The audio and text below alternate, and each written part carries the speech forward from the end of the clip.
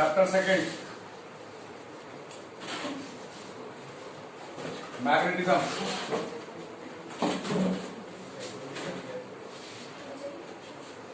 Chapter second, magnetism. एक scientist था Oersted. Oersted ने एक एक्सपेरिमेंट करा। उस एक्सपेरिमेंट का जो कंक्लूजन था वो ये था कि whenever the current flows through a conductor it produces magnetic field around it। जब किसी भी वायर में करंट फ्लो करेगा तो वायर के चारों तरफ जो फील्ड बनती है उसको हम बोलते हैं मैग्नेटिक फील्ड। ओरेस्टेड ने ये बताया कि कभी भी जब वायर में करंट फ्लो करेगा तो वायर के चारों तरफ एक फील्ड बनेगी। उस फील्ड को क्या बोला उसने? Magnetic field. कुल मिला के जो उसकी बात थी वो ये थी कि इलेक्ट्रिसिटी से आप मैग्नेटिक फील्ड बोल रहे, मैग्नेटिक फील्ड, या आप कह सकते हैं मैग्नेटिज्म। इलेक्ट्रिसिटी की वजह से मैग्नेटिज्म प्रोड्यूस होता है। करंट जो है वो मैग्नेटिज्म को जन्म दे रहा है, करंट मैग्नेटिक फील्ड को जन्म दे रहा है। आगे इसकी हेडिंग आएगी फैराडे ने क्या करा था? फैराडे ने इसका उल्टा करा था। फैराडे ने ये करा था, जब इलेक्ट्रिसिटी मैग्नेटिज्म प्रोड्यूस कर रही तो फैराडे का जो था एक्सपेरिमेंट उसमें वो यही कहना चाह रहा था कि मैग्नेटिज्म से इलेक्ट्रिसिटी भी प्रोड्यूस होना चाहिए, या फिर मैग्नेटिक फील्ड है कहीं पे तो वो उसका उल्टा था। फैराडे का दोनों प्रूव हो गए, सारी बातें दोनों ही हो गई। तो ओरेस्टेड का एक्सपेरिमेंट कभी भी लिखने को आ जाए तो आप ये लिखिएगा, whenever the current flows through a conductor it produces magnetic field around it। whenever the current flows through a conductor it produces magnetic field around it। जब कभी भी किसी वायर में करंट फ्लो करेगा तो वायर के चारों तरफ जो फील्ड बनेगी वो फील्ड कौन सी होगी? Magnetic field. उसके बाद सुनिए, उसके बाद की बात करते हैं।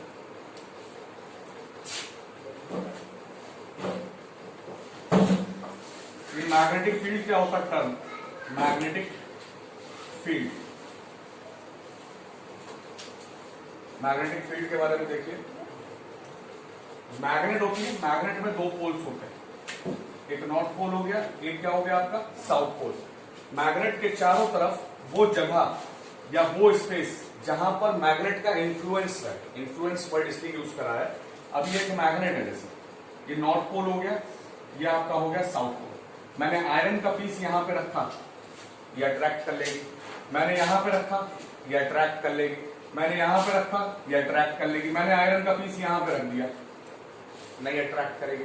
इसका मतलब ये मैग्नेट के रेंज के बाहर हो गया, मैग्नेट के रेंज के बाहर हो गया। तो मैग्नेट की एक फील्ड होती है जहां पर उसका अस्तित्व बाकी रहता है। तो द रीजन और space around a magnet where its effects can be experienced. Magnet के चारों तरफ द रीजन और space around a magnet, magnet के चारों तरफ वो जगह जहां पर मैग्नेट के प्रभाव को हम महसूस कर सकें वो मैग्नेटिक फील्ड कहलाती है। द रीजन और space around a magnet where its effects can be experienced is called magnetic field. ये बात हो गई। क्यों? क्योंकि मैग्नेटिक फील्ड हमें दिखाई नहीं देती, केवल उसे हम महसूस कर सकते हैं, हमें दिखेगी नहीं। एक मैग्नेट है, आप यहां पर रखोगे वो चिपका लेगी, यहां पर रखोगे चिपका लेगी, यहां पर रख दी कोई चीज नहीं चिपकाए। तो ये फील्ड हमें दिख तो नहीं रही है, केवल इसे हम महसूस कर सकते हैं कि लोहा अगर यहां से चिपक गया, आयरन का पीस है यहां से चिपक गया, इसका मतलब इसकी फील्ड के अंदर है। अब जो मैग्नेटिक फील्ड होती है इसको हम डिनोट करेंगे, मैग्नेटिक फील्ड को डिनोट करते हैं बी से। किससे डिनोट करते हैं? बी से। बी का मतलब मैग्नेटिक फील्ड। ये वेक्टर क्वांटिटी इसलिए इसके ऊपर आप एरो लगा सकते हैं। वेक्टर का मतलब होता है मैग्नेटिक फील्ड का डायरेक्शन होगा, डायरेक्शन। मैग्नेटिक फील्ड का जो एसआई यूनिट होगा वो होगा, क्या होगा? टेस्ला। मैग्नेटिक फील्ड का एसआई यूनिट होगा टेस्ला, TESLA। और एक यूनिट आप लिख सकते हैं टेस्ला के अलावा weber per meter square, weber per meter square. तो ये याद कर लेना, the SI unit of magnetic field is tesla. ठीक, इसके बाद अब मैग्नेटिक फील्ड दिखाई तो देती नहीं है तो केवल हम महसूस कर सकते हैं, तो एक टर्म यूज करते हैं magnetic field lines. Magnetic field lines, magnetic field lines, या इसका दूसरा नाम होता है magnetic lines of force, magnetic lines of force. हम मैग्नेटिक फील्ड नहीं देख सकते हैं, केवल महसूस कर सकते हैं, लेकिन ये जो टर्म है दोनों एक ही बात है, चाहे मैग्नेटिक फील्ड लाइंस बोलिए चाहे मैग्नेटिक लाइंस ऑफ फोर्स बोलिए, इनकी हेल्प से हम मैग्नेटिक फील्ड जो है आपको एक्सप्लेन कर सकते हैं। आपको किसी को मैग्नेटिक फील्ड के बारे में बताना है तो ये टर्म मैग्नेटिक फील्ड लाइंस, इसकी हेल्प से आप मैग्नेटिक फील्ड के बारे में बता सकते हैं। कहा यह जाता है कि जैसे ये मैग्नेट, ये नॉर्थ पोल हो गया, ये साउथ पोल हो गया, ये जो मैग्नेटिक फील्ड लाइंस है ये नॉर्थ से निकलती है और साउथ में एंटर करती है। कहां से निकलेंगी? एंटर कहां में करेंगी? नॉर्थ से निकलेंगी और एंटर किस में करेंगी? साउथ। तो ये मैंने एरो बना दिया। अब किसी को थोड़ा सा और बना देते अच्छा करके, ये निकल रही, पूरा नहीं बनाइए, पूरा मत बनाइए, सिर्फ इतना निकलता हुआ दिखा दिए और इधर से ये एंटर हो रही, ठीक है, निकलेगी तो नॉर्थ से, तो ये नॉर्थ से निकली, एरो बना दिया, पूरा डायग्राम नहीं बनाया ऐसे करके, और ये एंटर किस में कर रही? साउथ। तो पहली प्रॉपर्टी जो है मैग्नेटिक फील्ड लाइंस की कि they travel from north to south outside the magnet, outside the magnet, magnet के बाहर की तरफ ये नॉर्थ से साउथ में जाएंगे, बाहर की तरफ। Whereas inside the magnet they travel from south to north, magnet के अंदर ये कैसे ट्रेवल करेंगी? South to north. पहली प्रॉपर्टी हो गई।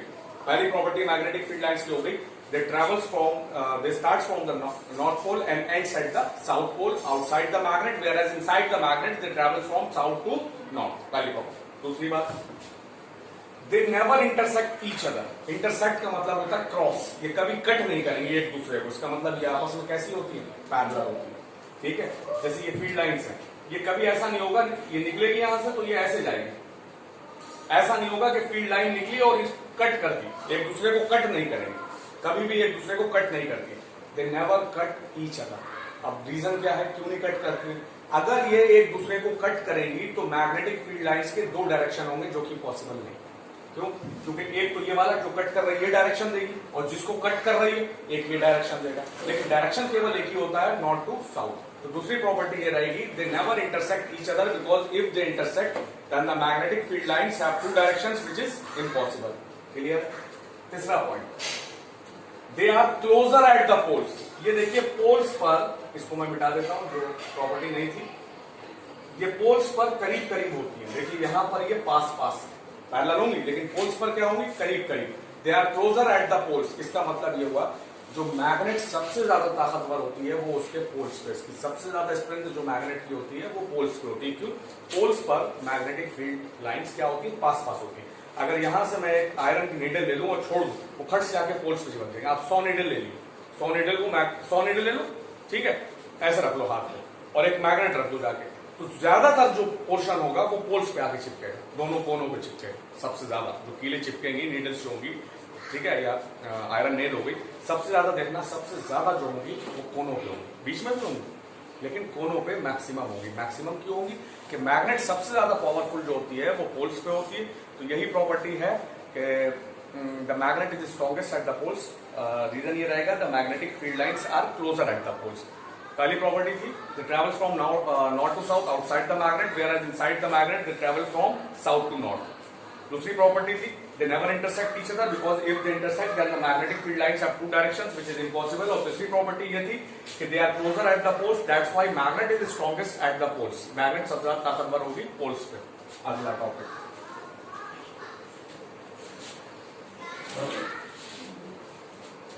अगला टॉपिक है magnetic field. Magnetic field due to a straight current carrying conductor, due to a straight current carrying conductor।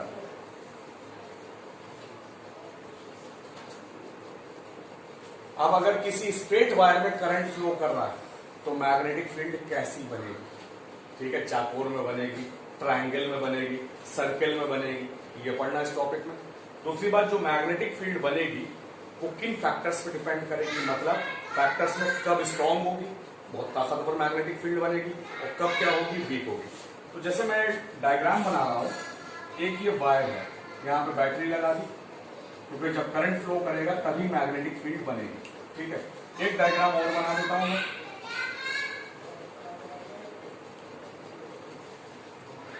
हमेशा याद रखिएगा करंट जो होता है वो बैटरी के पॉजिटिव से निकलता है और निगेटिव में जाता है। जो करंट का डायरेक्शन होता है वो क्या होता है? Positive to negative. बड़ी वाली लाइन पॉजिटिव की होती है, छोटी वाली लाइन क्या होती है? निगेटिव।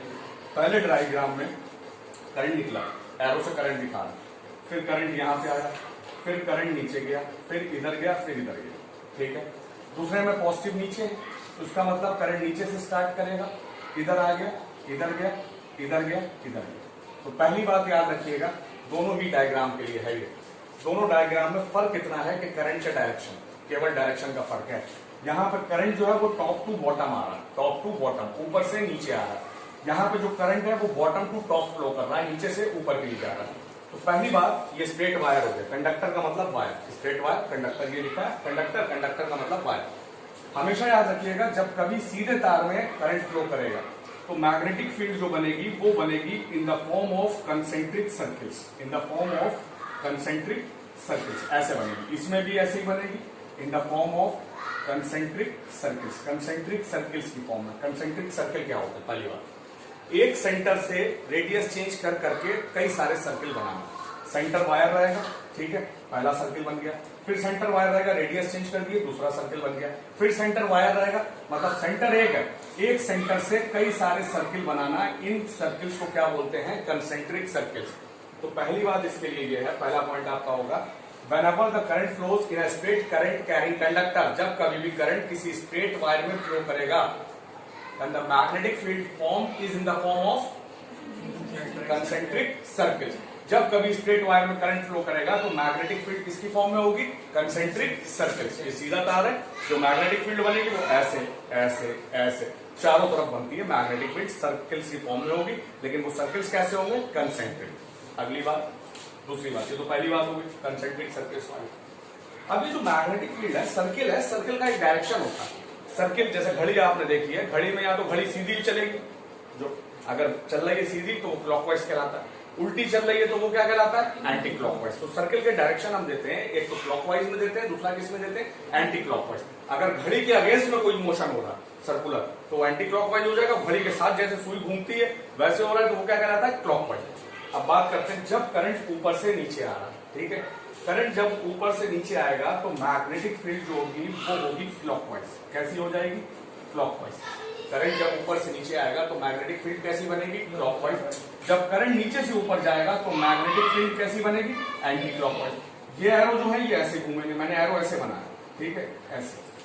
ये एरो कैसे घूमेंगे? ऐसे घूमेंगे, क्लॉकवाइज डायरेक्शन हो गया। ये जो एरो है गलत बना गया, सॉरी, ये एरो जो है ये ऐसे घूमेंगे, ये डायरेक्शन कैसा हो गया? Anti clockwise. तो दूसरी बात ये है, अगर करंट ऊपर से नीचे आएगा तो मैग्नेटिक फील्ड का डायरेक्शन क्या होगा? क्लॉकवाइज।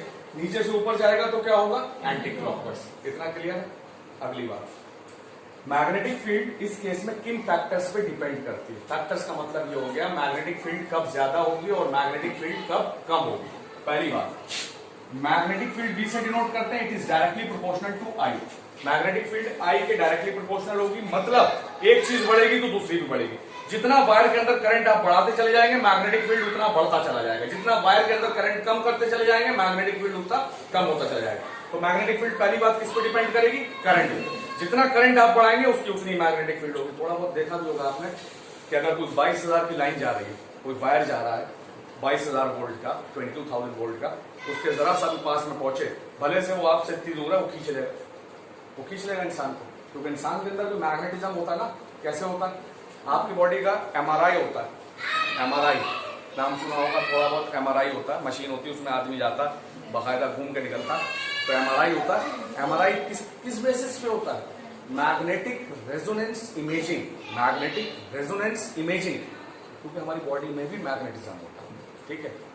तो मैं ये बता रहा था, मैग्नेटिक फील्ड कंसेंट्रिक सर्किल्स की फॉर्म में बनेगी। करंट ऊपर से नीचे आएगा, डायरेक्शन क्या हो जाएगा? क्लॉकवाइज। करंट नीचे से ऊपर जाएगा, डायरेक्शन क्या हो जाएगा? Anti clockwise. अब मैग्नेटिक फील्ड किन फैक्टर्स पे डिपेंड करेगी? तो पहला फैक्टर था magnetic field is directly proportional to the current. Current बढ़ाएंगे मैग्नेटिक फील्ड बढ़ जाएगी। इस वायर में करंट बढ़ा दो, ये मैग्नेटिक फील्ड और बढ़ जाएगी, और करंट बढ़ा दो, मैग्नेटिक फील्ड और बढ़ जाएगी। इतनी बात क्लियर है? जितना करंट बढ़ाएंगे मैग्नेटिक फील्ड बनेगी। दूसरी बात है, magnetic field is inversely proportional to the radius of the circle, radius of the circle. Inversely में एक चीज कम होती है तो दूसरी बढ़ती है, एक चीज कम होती है तो दूसरी बढ़ती है। मतलब ये जो पहला सर्किल है इसका रेडियस सबसे कम होगा तो यहां पर मैग्नेटिक फील्ड सबसे ज्यादा होगा। दूसरा सर्किल लेंगे तो रेडियस इतना होगा, मैग्नेटिक फील्ड कम हो जाएगी। तीसरा सर्किल लेंगे, रेडियस इतना होगा, रेडियस जैसे जैसे बढ़ता चला जाएगा मैग्नेटिक फील्ड उतनी क्या होती चली जाएगी? कम। कुल मिलाकर इस पॉइंट का मतलब यह है, जब आप तार के जितना करीब होंगे, तार के जितना करीब होंगे तो रेडियस कम होगा सर्किल का, मैग्नेटिक फील्ड उतनी स्ट्रॉन्गेस्ट होगी। तार से जितना दूर चलते चले जाएंगे मैग्नेटिक फील्ड उतनी क्या होती चली जाएगी, वीक होती चली जाएगी। रेडियस कम होगा इसका मतलब तार के करीब है, रेडियस ज्यादा है इसका मतलब तार से दूर है। तार के जितना पास में होंगे मैग्नेटिक फील्ड उतनी ज्यादा होगी, तार से जितना दूर चलते चले जाएंगे मैग्नेटिक फील्ड उतनी कम होती चली जाएगी। ठीक है, ये स्ट्रेट वायर में था। इसके बाद अगला है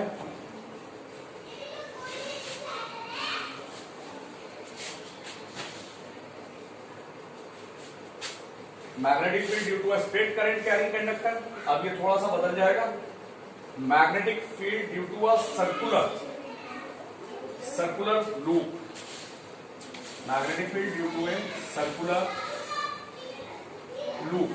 लूप का मतलब होता है क्लोज्ड पाथ, लूप का मतलब हो गया क्लोज्ड पाथ। एक वायर है वो सर्कुलर, एक वायर है वो कैसा है, सर्कुलर।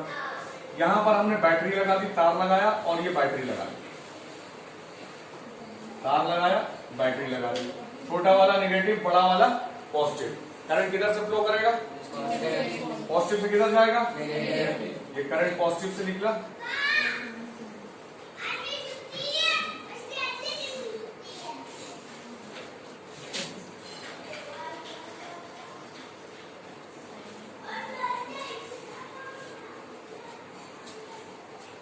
करंट जो है वो पॉजिटिव से निकला। ठीक है, तो यहां पर आया इस वायर में, वायर के यहां पर आया, यहां पर आएगा, ऊपर जाएगा, फिर इधर आएगा, फिर इधर आएगा करंट, फिर इधर जाएगा और वापस चला जाएगा अपने घर को जहां से निकला। इतनी बात सुनी।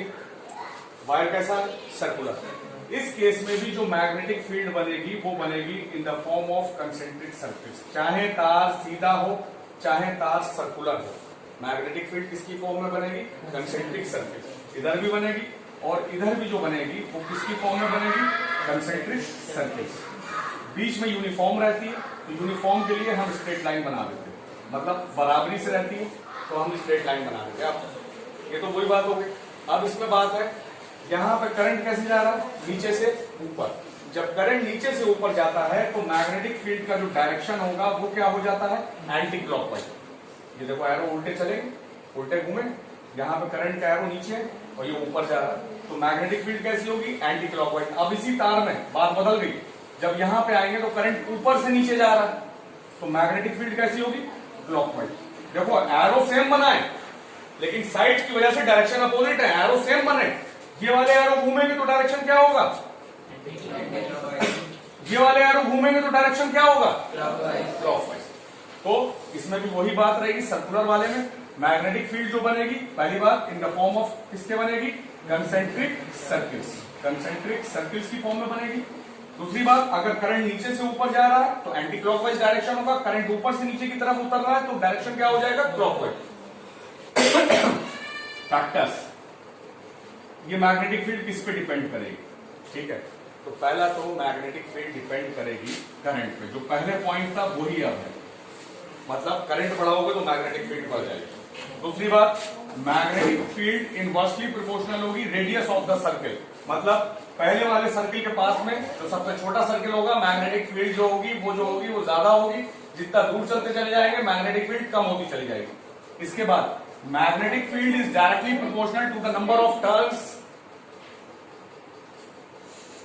Magnetic field is directly proportional to the number of turns, मतलब अभी जो वायर था ये सिंगल था, इसमें जितने आप टर्न्स बढ़ाते चले जाएंगे, जितने टर्न्स बढ़ाते चले जाएंगे, जितने टर्न्स बढ़ाते चले जाएंगे मैग्नेटिक फील्ड क्या होगा, उतना बढ़ती चली जाएगी। टर्न्स बढ़ाने से अल्टीमेटली क्या चीज बढ़ेगी, जब टर्न्स बढ़ेंगे तो हर टर्न में करंट फ्लो करेगा, तो बढ़ेगा तो करंट ही, और जब करंट बढ़ता है तो क्या चीज बढ़ती है, मैग्नेटिक फील्ड। आगे सुनिए,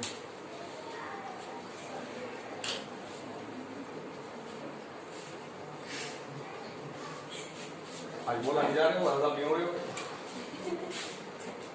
हेडिंग है सोलेनॉइड, सोलेनॉइड। एक सिलेंड्रिकल कॉइल ले लिए ऐसे करके, सिलेंडर की कॉइल, ठीक है, लॉन्ग सिलेंड्रिकल कॉइल, इस पे आप कॉपर का वायर लपेट दिए ऐसे करके, बराबर बराबर कॉपर का वायर लपेट दीजिए, ठीक है, कॉपर का वायर। इस अरेंजमेंट को सोलेनॉइड बोलते हैं। Long cylindrical coil consisting of large number of turns of insulated copper wire, long cylindrical coil, लंबी सिलेंड्रिकल कॉइल हो गई, long cylindrical coil consisting of large number of turns, मतलब ये ले लो सॉफ्ट आयरन का, ये किसका ले लो, सॉफ्ट आयरन, सॉफ्ट आयरन का कील ले लो, सपोज कर लो ये कील, ठीक है। अब इंसुलेटेड वायर का मतलब वो वायर जिसमें प्लास्टिक की कोटिंग होती है, हर वायर में प्लास्टिक होती है, हर वायर में प्लास्टिक चढ़ी होती है, उसे छीलना पड़ता है तभी तो वायर निकल के आता है, तो जिसमें प्लास्टिक चढ़ी होती है उसको क्या बोलते हैं, इंसुलेटेड। क्या वर्ड यूज करते हैं, इंसुलेटेड। अब इस पे आप तार लपेटिए, जब तार लपेटते हुए बराबर बराबर आएंगे, बराबर बराबर तार लपेटते हुए, तो एक एंड यहां पे वायर का मिलेगा, एक एंड यहां पर होगा। ये अरेंजमेंट क्या कहलाता है, सोलेनॉइड। डेफिनेशन ये होगी सोलेनॉइड की, long cylindrical coil consisting of large number of turns of insulated copper wire. Long cylindrical coil consisting of ढेर सारे turns, large number of turns of insulated copper wire. Taiyaba बहुत परेशान है उसका, बोल नहीं पा रही बेचारी। Long cylindrical coil consisted of large number of turns of insulated copper wire, the arrangement is called solenoid. इतनी बात क्लियर है। अब बस इसमें इतना करना है, सोलेनॉइड में ये सिलेंड्रिकल कॉइल किसकी बनी थी, सॉफ्ट आयरन। किसकी बनी है, सॉफ्ट आयरन। अभी बताता हूं सॉफ्ट आयरन क्यों यूज करा। अब यहां पर आपने बैटरी लगा दी, जैसे ही आपने इसमें बैटरी लगाई, इस वायर में क्या होने लगेगा, करंट फ्लो होने लगेगा। जब वायर में करंट फ्लो होगा पूरे वायर में, तो ये जो सोलेनॉइड है ये मैग्नेट बन जाएगा। ये क्या बन जाएगा, मैग्नेट। सोलेनॉइड से क्या चीज बन जाएगी, मैग्नेट। इस तरफ साउथ पोल आ जाएगा, इस तरफ क्या आ जाएगा, नॉर्थ पोल। और इस तरीके से बने हुए मैग्नेट को बोलते हैं इलेक्ट्रोमैग्नेट। इलेक्ट्रोमैग्नेट, इलेक्ट्रो मतलब इलेक्ट्रिसिटी, इलेक्ट्रिसिटी से बनाया गया मैग्नेट क्या कहलाता है, इलेक्ट्रोमैग्नेट। लेकिन ये बनता किससे है, सोलेनॉइड से, सोलेनॉइड। तो सोलेनॉइड की डेफिनेशन याद रखिएगा, long cylindrical coil consisting of large number of turns of insulated copper wire, the arrangement is called solenoid. दूसरी बात ये रहेगी, सोलेनॉइड में बैटरी नहीं लगी होगी, जैसे ही आप इसमें बैटरी लगाएंगे करंट फ्लो होने लगेगा, और जब इसमें करंट फ्लो करेगा तो फौरन के फौरन ये क्या बन जाएगी, मैग्नेट। सीधे मैग्नेट तैयार हो जाएगा। इतना क्लियर। इस तरीके से बना हुआ मैग्नेट को हम क्या बोलते हैं, इलेक्ट्रोमैग्नेट। इलेक्ट्रोमैग्नेट। अब इलेक्ट्रोमैग्नेट का मतलब है इलेक्ट्रिसिटी से बनाया गया मैग्नेट, इलेक्ट्रिसिटी से बनाया गया मैग्नेट। आप घर पर अपने कील ले लेना, कील लेने के बाद उस पर बराबर बराबर बराबर बराबर तार लपेट दिएगा, उसमें एक बैटरी लगा देना या सेल लगा देना, करंट फ्लो करना, उसके देखना मैग्नेट बन जाएगी। ठीक है, एक साउथ पोल बन जाता है, एक क्या बन जाता है, नॉर्थ पोल। अगर इसकी मैग्नेटिक फील्ड दिखानी, मैग्नेटिक फील्ड, तो मैग्नेटिक फील्ड का डायरेक्शन क्या होता है, नॉर्थ टू साउथ। तो अब डायरेक्शन इधर से इधर हो जाएगा, नॉर्थ से क्या हो जाएगा, साउथ, नॉर्थ से साउथ। एरो इधर हो गया, पहले मैंने नॉर्थ उधर बनाया था शुरू में, तो इधर एरो थे, ये नॉर्थ से क्या हो जाएगा, साउथ। अब इलेक्ट्रोमैग्नेट के लिए पहली खास बात, it is a temporary magnet. Temporary magnet इसलिए कहते हैं, जब तक इसमें करंट फ्लो करेगा ये मैग्नेट रहेगा, जैसे ही करंट फ्लो करना बंद कर देगा इसका मैग्नेटिज्म खत्म हो जाएगा। ठीक है, ये मैग्नेट कब तक रहेगा, जब तक इसमें करंट फ्लो करेगा तब तक ये मैग्नेट रहेगा, और जैसे ही करंट फ्लो करना बंद हुआ, जमाई आना शुरू हो जाएगी, ये बता रहा।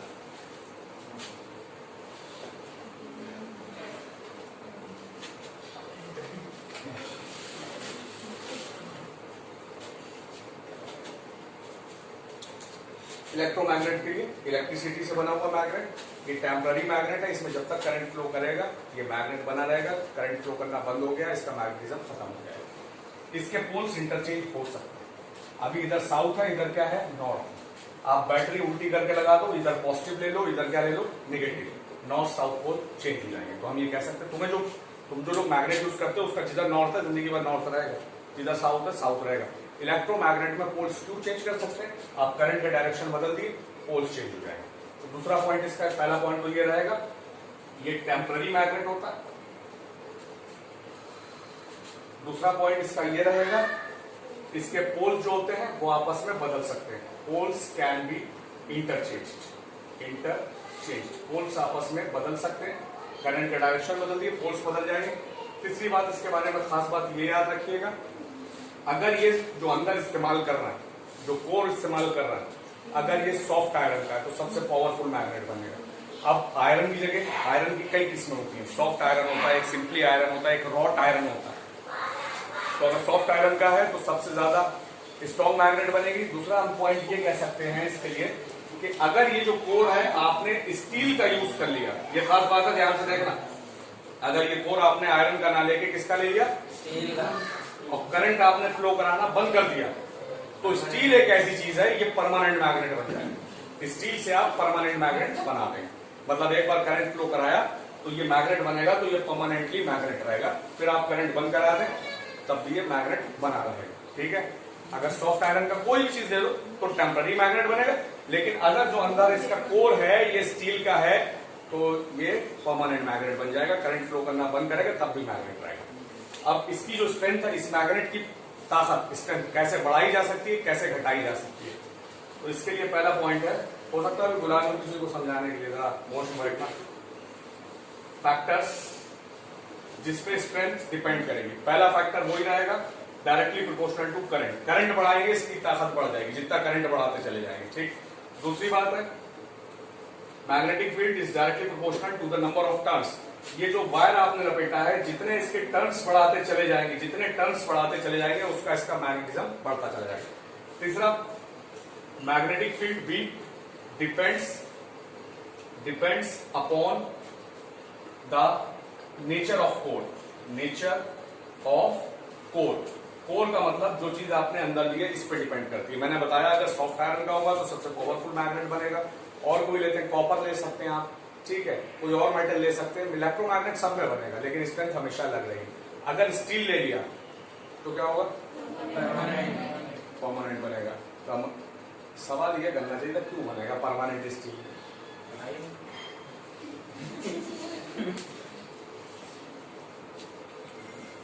इतना रखो फिर आगे बताते, ठीक है।